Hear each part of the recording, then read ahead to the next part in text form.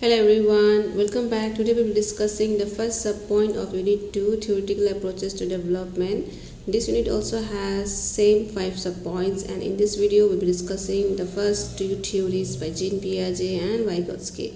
The first unit, Unit 1, all the subpoints have been uploaded and which are in the 3 parts. The link to the videos are in the description box below. The subpoint 2.1, Cognitive and Social Cognitive Theories, has 4 theories. So this is the content. You can pause and read. Let's see why it is important for us to learn these theories. Theories help us to understand how children learn, plan what to teach and how to teach, and also helps to design the IEPs and know what to assess. Theories also help us to choose the most practical and low cost, high impact strategies, and we should always remember that theories are best when used as tools but not as a strict rules. So let's see the first theory by Jean Piaget. To understand this, first let me tell you a story. A boy, Arav, of 5 years, when he saw a goat, he called it as a dog. But his teacher smiled and asked, "Why do you think that's a dog?" Arav points to the forelegs and the tail and said, "It looks like the dog."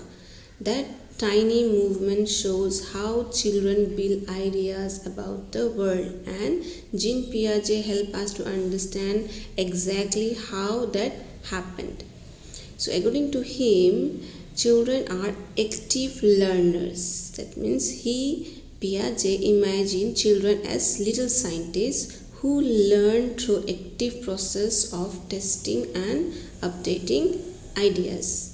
The next, he said that knowledge are organized in schemas. That means children build mental boxes of knowledge which are called schemas. They don't just absorb facts, but they build mental boxes or schemas from experiences. And he also talked about assimilations versus accommodations. Means when there is new information, so it either fits the present box, that means the assimilation, or changes the box to accommodations. Now let's come back to the Arab story. For that we need to watch a very short video.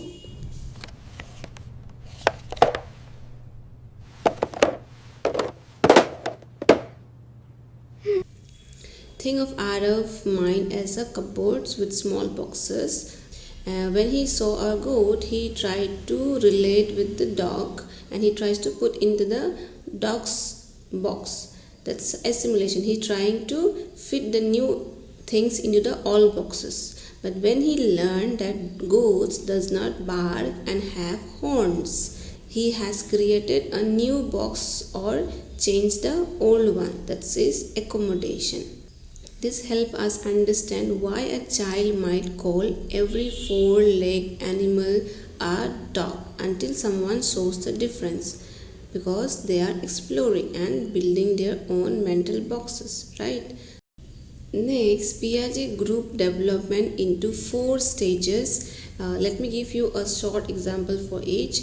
The stage 1, he said, sensory motor, that is 0 to 2 years. In this stage, baby explore and learn by touching, mouthing and moving. So their thinking is linked to their actions, right? The key skill learned in this stage is object permanence. That means understanding that things exist even when they are out of sight. Like at first, if a toy disappears, the baby thinks, "Oh, it's gone forever." But gradually, they learn that toys still exist even when we hide them. The next one is stage 2, pre-operational stage. Here, symbolic play, language grows, but thinking is ecocentric.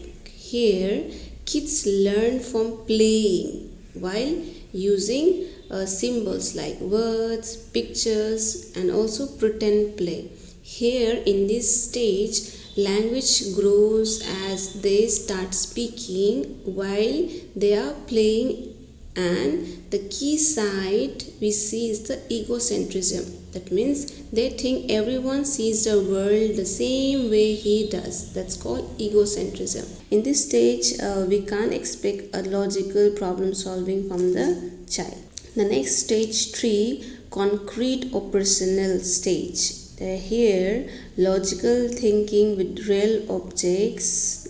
Children can reason logically, but mainly about real concrete things that can be manipulated, such as a 9 years old who solves a maths problem using real beads. That's concrete operational stage. That means logics that is related with the real objects. They understand conservation, it means same amount even if the shapes is changes. For example, water poured into a different cup is still the same amount. We can see it looks different, but still they understand that the water quantity is same even if the shapes or the amount looks different. The next is stage 4, formal operational stage, abstract and hypothetical thinking. That means abstract thinking means thinking about ideas instead of things or objects that we can touch. Hypothetical thinking means imagining what if situations and their consequences. So in this age, kids become what if thinkers. They can reason about ideas without requiring objects in front of them, imagine possibilities, and they also form hypotheses and plan and test in their head. It means they predict the outcome even before trying an experiment. So let's see the next important thing. Educational implication of the theory means how we can use the theories in our classes or intervention plans. First is providing age appropriate tasks, means we can give children activities that fit how they think now, not what an older kid can do. For example, a child first uses counting games with real toys and we cannot expect them to solve written words problem yet.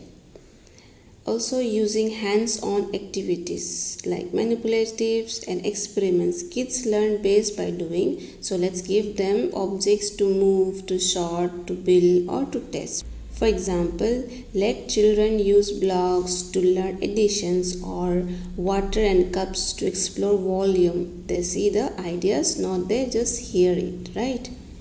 So next is encourages discovery learning. Let child explore and find answers themselves with the teaching guiding. Next is avoid expecting abstract reasoning too early. Next, there are few limitations and weaknesses, or you can say few things that the theory has missed out. Age ranges are not fixed. Not every child hits Piaget stages at the same age.